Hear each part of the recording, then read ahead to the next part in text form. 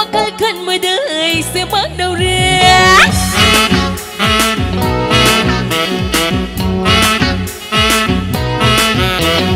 Daki nasaku bagami hulap kare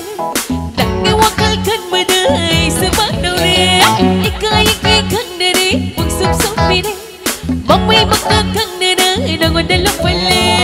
Amoy macam tau hali Ay hingkong bayang hanre Ipong kuding ang nare Gimatang sa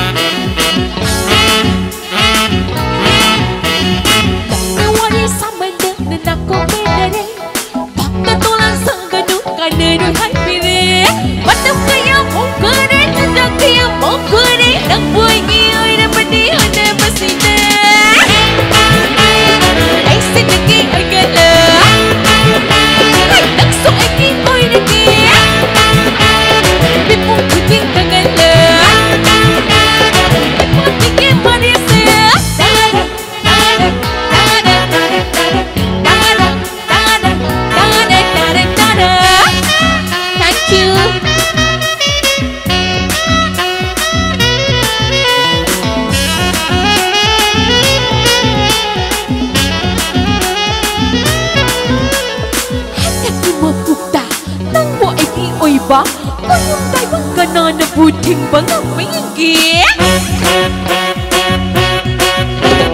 nang idamag si ibadi nagsulit di ay ngonda sino po mapilaro nang pupamay mayay di